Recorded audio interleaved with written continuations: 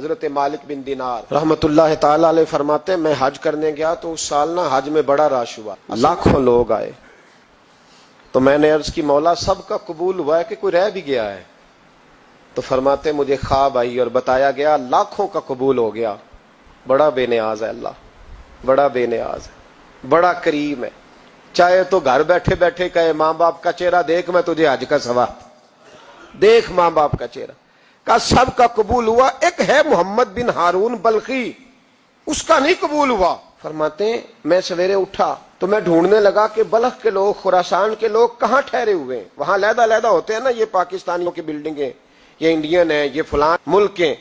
تو کہتے ہیں میں ڈھونڈتے ڈھونڈتے پہنچا تو میں نے بلخ کے لوگوں کو پا لیا۔ میں نے پوچھا تم میں محمد بن ہارون بلخی کون ہے؟ تو لوگ کہنے لگے وہ تو بڑا نیک آدمی ہے، بڑا پرہیزگار ہے۔ کہتے ہیں میں نے کہا مجھے خواب آئی ہے، حج قبول نہیں ہوا، یہ تعریفیں کر رہے ہیں۔ میں نے کہا کس طرح کا نیک؟ تو لوگ کہنے لگے جی 24واں تو وہ حج کرنے آیا ہے، ساری رات نفل پڑھتا ہے، سارا دن روزہ رکھتا ہے، بہت مالدار تھا پر ہر چیز اللہ کی راہ میں خیرات کر دی۔ فرماتے ہیں میں نے کہا وہ کہاں ہے؟ کہنے لگے پہاڑ کے پیچھے خیمہ اس نے لگایا ہے، وہاں اللہ اللہ کر رہا ہے۔ حضرت مالک بن دینار علیہ رحمہ فرماتے ہیں میں وہاں پہنچا، مصلی پہ بیٹھا تھا، سلام پھیری، میں نے السلام علیکم کے بعد کہا آپ محمد بن ہارون بلخی ہیں؟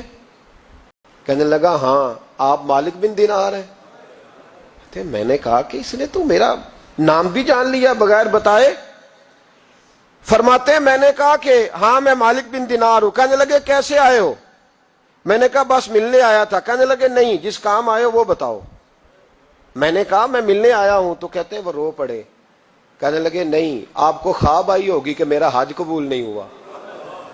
کہتے ہیں میرے رونگٹے کھڑے ہو گئے کہ اسے اتنا بھی پتا ہے کہ میرا حج قبول نہیں ہوا۔ میں نے اس کو کہا کہ تجھے کیسے پتا کہ مجھے خواب آئی ہے؟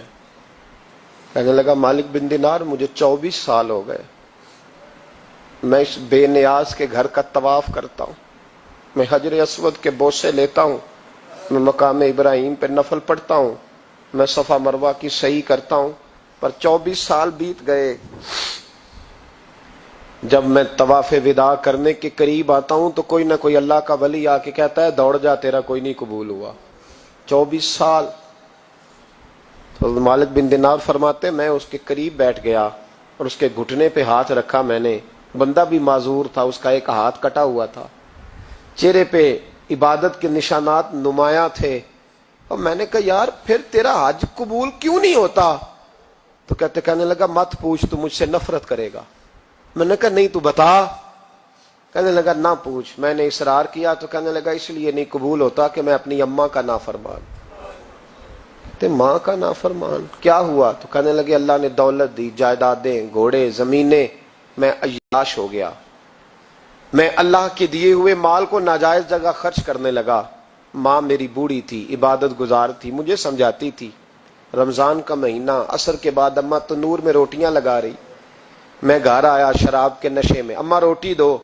ماں کہنے لگی شرم کر، روزہ رکھا نہیں تو جنہوں نے رکھا ہے ان کا تو خیال کر۔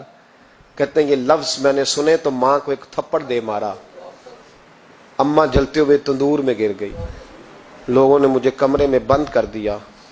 کہتے ہیں ساری رات میں شور سنتا رہا پر نشے میں پڑا رہا۔ اگلے دن ظہر کے بعد آنکھ تب کھلی جب میری بیوی الماریوں سے کپڑے نکال رہی تھی۔ میں نے کہا کہاں جا رہی ہو؟ کہنے لگی میکے جا رہی ہوں، میں ماں کے قاتل کے ساتھ وقت نہیں گزار سکتی۔ میں نے کہا ماں قتل ہو گئی؟ کہا ہاں، رات 9 مہینے تجھے پیٹ میں رکھنے والی اور چھاتی کا دودھ تیرے گلے میں اتار کے پالنے والی تیرے ہاتھوں قتل ہو گئی۔ کہا کدھر ہے میری ماں کی میت؟ کہا دفن کر دیا۔ بتایا کیوں نہیں؟ کہتے مرتے وقت کہہ گئی تھی اسے میرا منہ نہ دکھانا، میرے جنازے کے قریب نہ آئے۔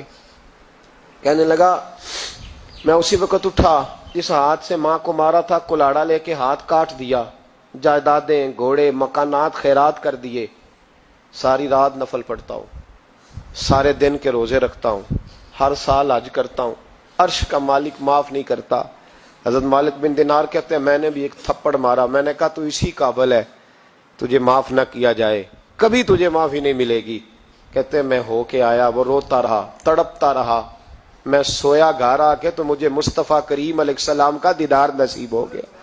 نبی پاک صلی اللہ تعالی علیہ وسلم نے فرمایا مالک تو اسے کیوں مایوس کر آیا ہے اللہ کی رحمت سے، کیوں کہہ آیا اسے؟ میں نے کہا حضور اتنا بڑا قاتل ماں کا کیسے معافی ملے گی؟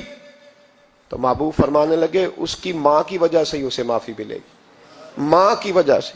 حضور کس طرح؟ فرمایا ماں قیامت کے دن اس کے خلاف مقدمہ دائر کرے گی، کہے گی اللہ اسے پوچھ میرا جرم کیا تھا، مجھے کیوں جلا کے مارا؟ رب بات سنے گا اور پھر کہے گا اٹھاؤ اس کے بیٹے کو۔ ماں او بچے کی ماں بھیجے نا اب تیرے بیٹے کو سزا دے، کہے گی یا اللہ سخت سزا دے، تو رب کریم فرمائے گا اٹھاؤ اسے جہنم میں لے جاؤ۔